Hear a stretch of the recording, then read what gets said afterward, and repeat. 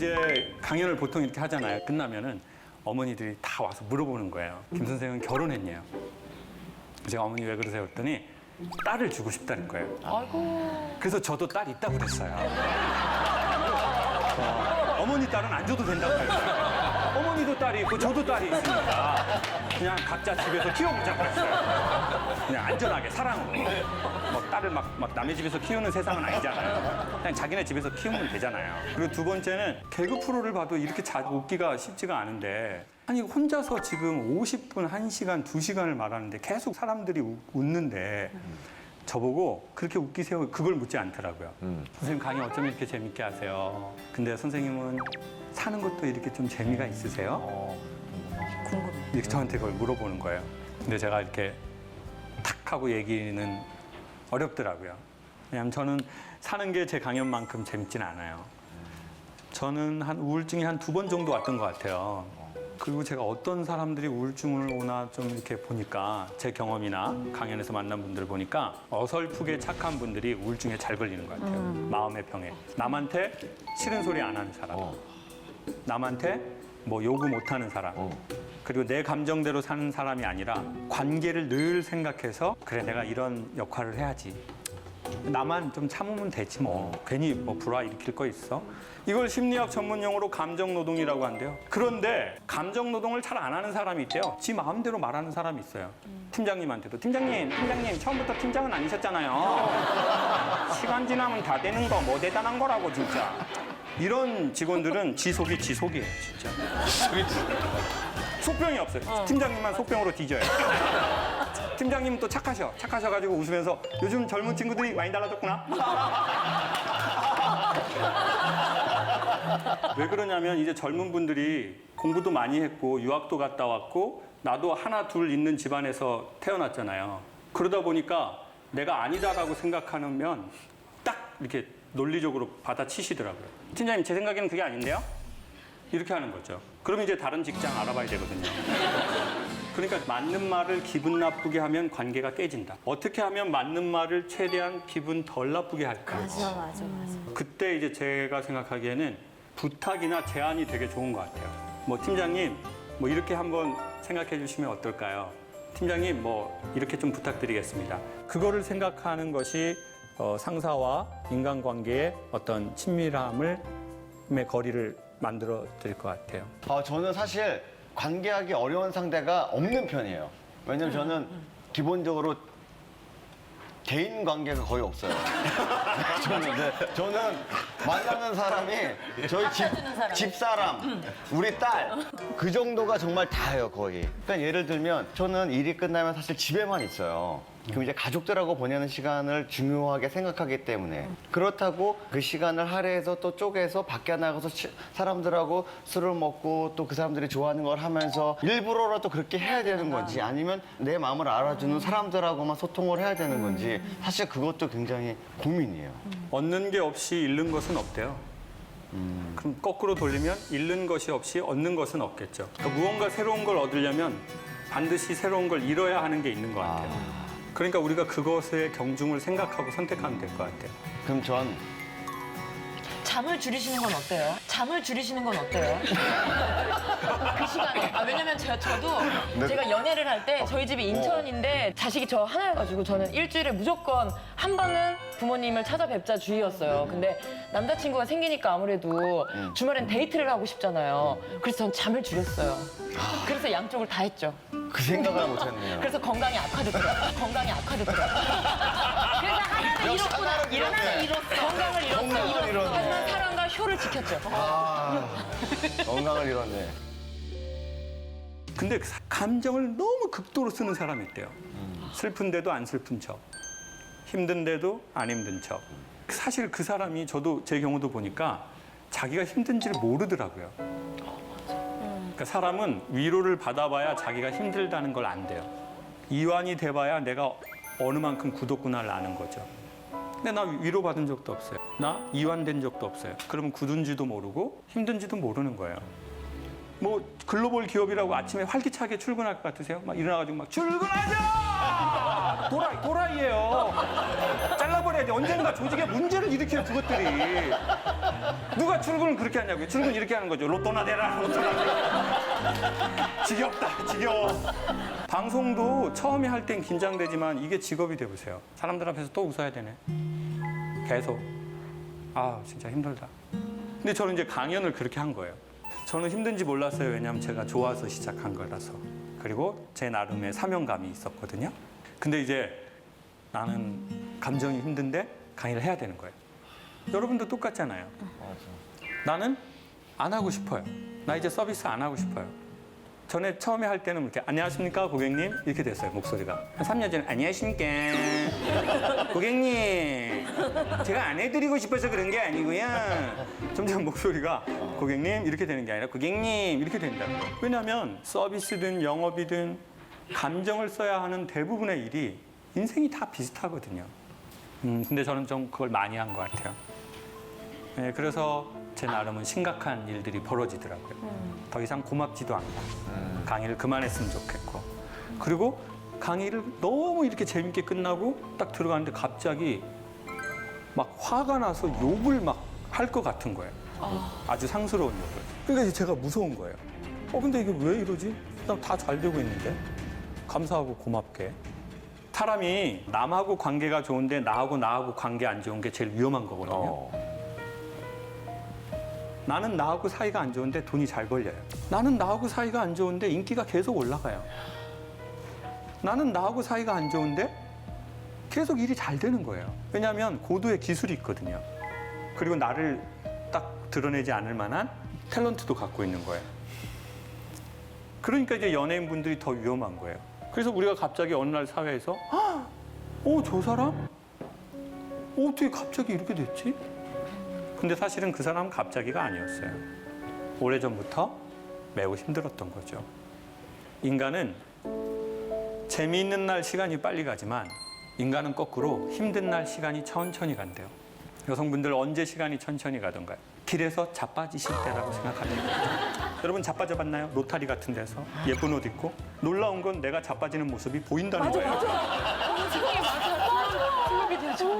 의학적으로 설명할 수 없어요. 안 아파요. 인간은 너무 창피하면 고통을 느끼지 않아요. 그리고 벌떡 일어나요. 집이 이쪽인데 반대쪽으로 걸어가요. 남자들이 자그맣게 하는 소리가 들려요. 피난다! 완전 아프겠다, 저 여자. 나는 다리에서 뭐가 흐르지만 고통을 느끼지 않죠. 이거 땀인가? 피해. 그럼 절대 하면 안 되는 게 벌떡 일어나려고 하면 안 돼요. 왜냐하면 이미 지금 다쳐서 뼈가 부러졌는데 벌떡 일어나잖아요. 반드시 일어나지 못한대요. 어떻게 해야 될까요? 잠깐만 죽은 척하고 이렇게 그러면 사람들한테 도와달라고 하든 짚고 있던 핸드백이나 우산을 들치고 이렇게 일어나야지, 창피하다고 벌떡 일어나려고 하면 다시 또 넘어져서 더 큰 상처를 받는 거예요. 이건 비단 빙판길 얘기가 아니라 사람 사는 거랑 너무 비슷한 것 같아요. 갑자기 마음이 넘어지잖아요. 벌떡 일어나려고 하면 안 돼요. 일어나지 못해요. 이미 뼈가 부러졌거든요. 그럼 벌떡 어떻게 내가 일어나지? 이렇게 할 수가 없다고요. 잠깐 그 자리에 조금 창피하지만 이렇게 엎드려 있으세요. 그럼 사람들이 와서 10명에 한두 명은 도와줘요. 아니면 뭘 짚고 일어나면 돼요. 아니면 도와달라고 하면 돼요. 근데 길거리에서 넘어지는 건 별거 아닌데 정신적인 문제가 생기잖아요. 그러면 뇌는 살아남기 위해서 계속 시간을 늘리게 돼 있어요. 그래서 시간이 안 가는 거예요. 우울한 날은 모든 게 다 기억에 나고 상처를 빨리 받고, 그러니까 뇌가 최종적으로 판단을 내려요. 이렇게 계속 힘드느니 죽어서 쉬어야 되겠다. 그래서 목숨을 끊는 경우에 유서를 쓸 때 다 비슷한 거예요, 내용이. 이제는 쉬고 싶다고 그러죠. 마감하려 한다. 네. 이젠 쉬고 싶다. 자, 왜 이랬냐면요. 뇌가 살아남으려는 오류가 일어난 거예요. 이게 영원할 거라고 생각하니까 끝내서 쉬려고 하는 오류를 일으킨 거죠. 그러니까 이겨내려고 하지 말고 버텨야 안 돼요. 이겨내려고 하면 이미 힘이 빠졌기 때문에 반드시 사고가 난대요. 버텨야 안 돼요. 제가 디스크 시술을 2번을 받았거든요, 몇 년 전에. 그래서 이제 선생님이 디스크는 이미 망가졌기 때문에 주변 근육을 훈련해야 된대요. 그래서 이렇게 바로 서서 배를 딱 넣고 이걸 12개를 하래요. 제가 선생님 10개밖에 못 하겠습니다. 그랬더니 그분이 회원님? 회원님 12개 하세요 회원님. 그래서 제가 선생님 못 하겠습니다 했더니 하세요. 제가 보조해 드릴게요 그러는 거예요. 그래서 너무 힘들게 12개를 했어요. 그랬더니 그분이 이러는 거예요. 보세요 회원님 저 손 댄 척만 했어요. 회원님이 하신 거예요. 사람은 정말 힘들다 싶을 때 한두 개를 더 해야 자기의 힘이 돼요. 근데 그때 이겨내려고 하시면 이미 힘이 빠진 상태니까 조금만 힘든 게 사고로 이어질 수 있어요. 그래서 제가 퍼스널 트레이너가 도와드린 거예요. 정말 힘든 날이 오면 친구에게 한 번만 힘들다고 말하는 게 좋대요. 밖으로 내뱉는 게 중요하대요. 나 힘들어요. 나 힘들어. 근데 남자들, 마초적인 남자는 자기가 힘든지를 모르고 위로받아 본 적이 없으니까. 내가 어디까지 견딜 수 있는지를 모르는 거예요, 이게. 그냥 무조건 할 수 있어 이렇게 생각만 하는 거예요. 그러다 갑자기 부러지는 거죠. 제가 선배님하고 이제 선배님이라고 부르잖아요. 처음 뵀는데도 익숙한 거예요. 왜냐하면 해병대라는 그 매개체가 있기 때문에 그 연결고리가 있기 때문에 바로 선생님 말씀 편하게 하십시오. 제가 한참 후배입니다. 뭐 필승 이렇게 할 거란 말이에요. 근데 남성들 마초적인 남성일수록 술이래요. 그게. 여러분 남성들이 막 술 안 먹고 진실한 얘기 어디까지 가능할까요? 막 패밀리 레스토랑에 모여가지고 막 형 빵 싸갈래? 빵 좀 싸가봐 형. 안 되죠. 서로 다 무장을 차고 있거든요. 예? 남자들은 무장을 차고 있다고요. 근데 이 무장이 술이 먹고 막 한 2병, 3병 먹고 뭐 그러면 진실하게 얘기하는 것도 아니에요. 뭐 형 저는 이래서 힘들어요. 형 좀 힘드시죠? 이렇게 얘기하는 것도 없어요. 그냥 힘듭니다. 그럼 이 형이 할 말도 없어. 먹어! 도현아 먹어라! 먹어! 오늘은 먹으라고. 이제 야 형이라고 부르고 그냥 먹어. 집에 가다 비둘기야 너도 먹어라! 아 먹어라 비둘기야. 결국 원하는 건 소통이에요. 결국 원하는 건 관계예요. 내가 무장 가득 찼던 거 더 이상 무장 차면 죽을 것 같거든요. 그러니까 강제적인 화학적 요소로 이걸 딱 풀고 원초적 모습을 내보이는 거죠. 근데 여성분들은 3시간 정도 대화를 해요. 정말 너무나 많은 소통을 하더라고요. 놀랐어요. 중요한 내용이 없어요. 어떤 그 개인적인 걸 되게 많이 묻더라고요. 막 먹으면서 언니 나 많이 쪘지? 언니 나 많이 쪘지?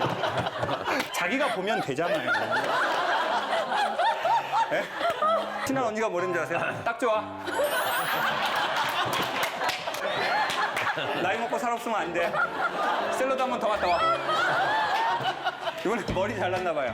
언니 예쁘지 하면 되잖아요. 이상하지? 나 이거 이상하지? 딱 좋아. 완전 귀여워. 샐러드 한 번 더 갔다 와.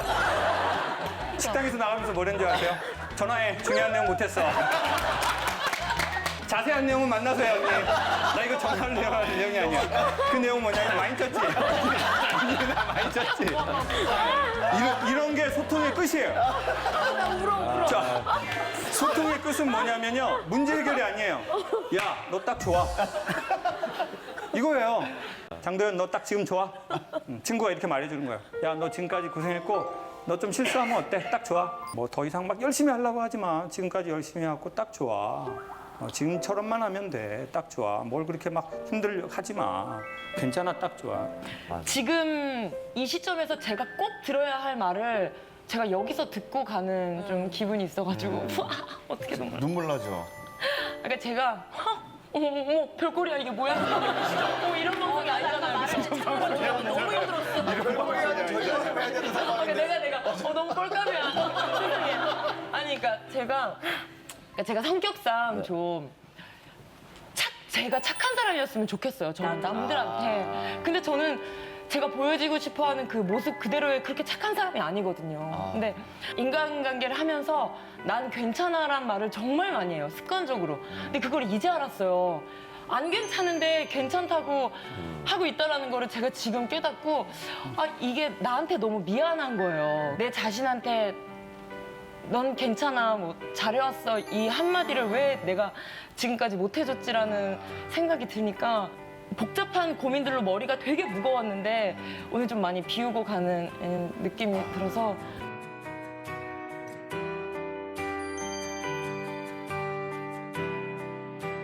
장도연, 너 딱 지금 좋아. 친구가 이렇게 말해주는 거야. 야, 너 지금까지 고생했고 너 좀 실수하면 어때? 딱 좋아. 뭐 더 이상 막 열심히 하려고 하지 마. 지금까지 열심히 해갖고 딱 좋아. 지금처럼만 하면 돼. 딱 좋아. 뭘 그렇게 막 힘들려 하지 마. 괜찮아, 딱 좋아.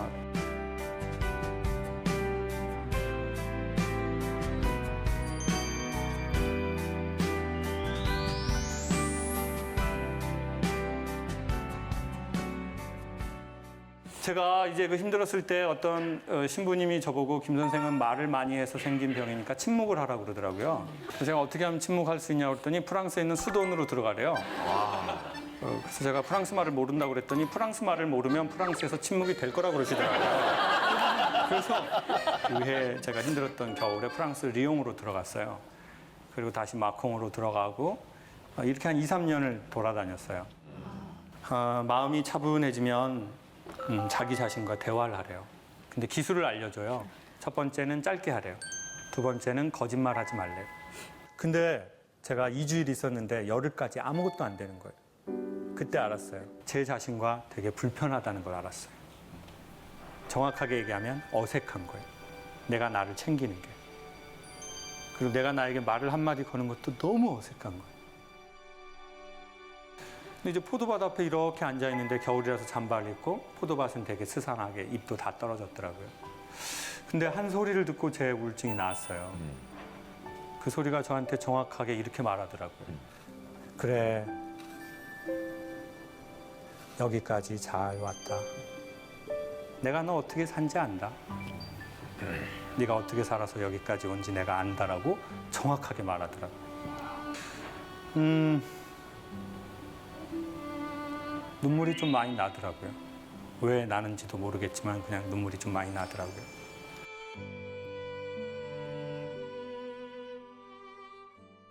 여러분, 이제 가을입니다. 산책하기 좋은 계절이 9월, 10월, 11월이거든요. 그럼 아침, 저녁으로 좀 따뜻하게 입고 핸드폰 좀 놓고 한 5분 정도만 걷다가 내가 나한테 가끔 한마디 말이라도 건네주고 그때 눈물 나면 저희는 로또 맞은 겁니다. 몸 안에 있는 스트레스 호르몬이 그 물을 타고 밖으로 배출되거든요. 사람은 매우 소중하다고 생각해요. 돈이 있든 없든 공부를 많이 했든 그렇지 못하든. 왜냐하면 인간의 일생은 한 번밖에 없잖아요.